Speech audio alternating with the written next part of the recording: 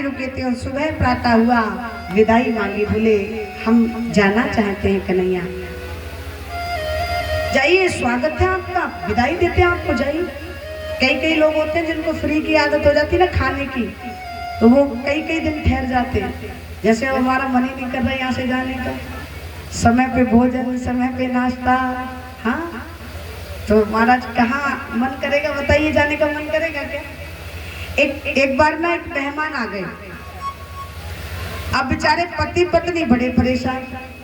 उस मेहमान को लेकर पहले दिन आया तो बड़ा अच्छे से भोजन कराया, 5-7 सब्जी से खूब चकाचक। उसने कही भाई ये मामला तो बढ़िया है, यहाँ तो फ्री में मिल रहा है 5-7 सब्जी से भोजन करने को। दूसरा दिन हुआ तो एक कम कर दी सब्जी। होता है ना ऐसे, जब ज्यादा दिन हो जाए तो कोई कहाँ तक खिलाएगा। तीसरा दिन हुआ तो एक और कम कर दी, लेकिन मिल रहा था चकाचक। तो उसने विचार किया भाई इससे अच्छी बात क्या है, आराम से चकाचक भोजन मिल रहा है, 10-5 दिन और ठहर जाता हूँ। पति पत्नी बड़े परेशान, कहाँ से खिलाएं इसको। बोले ये तो जाने का नाम ही नहीं लेता। अब कह सकते नहीं भैया कब जाओगे, कोई कह सकता है? नहीं कह सकते। तो एक बार क्या हुआ कि मेहमान थोड़ा घर से बाहर गया, पति पत्नी ने आपस में सलाह की, बोले इसको भेजने का कोई ना कोई उपाय तो देखो कि ये जाए। तो पति पत्नी दोनों आपस में बोले हम एक काम करेंगे, जैसे वो घर में आएगा ना मेहमान, तो हम झूठ मूठ का झगड़ा करेंगे। कैसा करेंगे? सचमुच का नहीं, झूठ मूठ का। तो बोले ठीक है।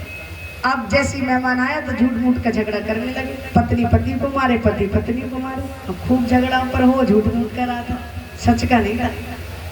अब मेहमान बड़ा परेशान हुआ, राम राम राम, इसी से तो बच के आया था अपने घर से। वो पत्नी रोज दिमाग खाती ना, तो सोचा कि 2-4 दिन मेहमान खा के आ जाऊं।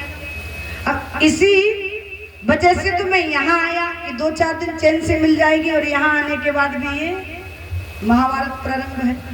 विचार किया अब यहाँ नहीं रुकना, तुरंत बैग पैक किया और बैग उठाकर चल दिया। जैसे दरवाजे से बाहर गया, पत्नी ने पति को झाड़ा और पति ने पत्नी को, और बोले देखो नाराज मत हो ना, हम तो झूठ मूठ का झगड़ा कर रहे थे। मेहमान निकल के आए, बोले हम कौन से सच में गए थे, हम भी तो झूठ मूठ में ही गए थे। हाँ, हम कौन से सचमुच में गए, हम भी सारे झूठ मूठ में गए। तो मेरे कहने का भाव यही है, कई लोग होते हैं जिनको फ्री की आदत बन जाए खाने की। अच्छा, हम भी नहीं जाते, पर हमारा कार्यक्रम है, सही बताएं तो ना, हम भी नहीं जाते यहाँ से। 2-4 दिन तो कम से कम रुकते। पर अब कथा करनी ना पीलीभीत वाली।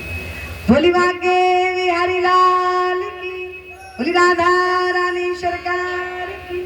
तो श्री सुदामा जी एक रात्रि मात्र रुके, और जैसे ही अपने सुदामापुरी में पहुंचे तो देखा महल दुमहला, नौकर चाकर, दास दासियां लगे हुए। अपनी पत्नी सुशीला से पूछा ये संपत्ति, ये धन, ये वैभव कहाँ से आया? प्रभु ये सब कन्हैया की कृपा है। कहा इसकी आवश्यकता आपको है, अब आप प्रेम पूर्वक रहिए, मैं यहाँ नहीं रहूंगा। और घर को छोड़कर जंगल में चले गए। इस प्रकार से भगवान ने श्री सुदामा जी के तंदुलों को स्वीकार किया। बोली बाके बिहारी लाल की जय, बोली राधा रानी सरकार की, बोली कृष्ण कन्हैया लाल की। स्वामी सुखदेव जी महाराज कहते राजा परीक्षित है, यदु महाराज और दत्तात्रेय जी का मिलन हुआ। यदु महाराज से दत्तात्रेय जी का संवाद हुआ। ये वही दत्तात्रेय जी महाराज थे जिन्होंने 24 गुरु बनाए। कितने बनाए? अब तुम मत बना लेना, कहीं कहो 24 गुरु दत्तात्रेय ने बनाए तो 2-4 बना ले। देखिए, शिक्षा गुरु जो होते हैं वो अनेक होते हैं, पर दीक्षा गुरु एक होता है। अर्थात जो भगवान से मिलने का मार्ग बताते हैं वो एक होते, सदगुरु वो कभी बदले नहीं जाते। और जहाँ से शिक्षा मिलती है वहाँ से तो शिक्षा गुरु तो अनेक होते हैं।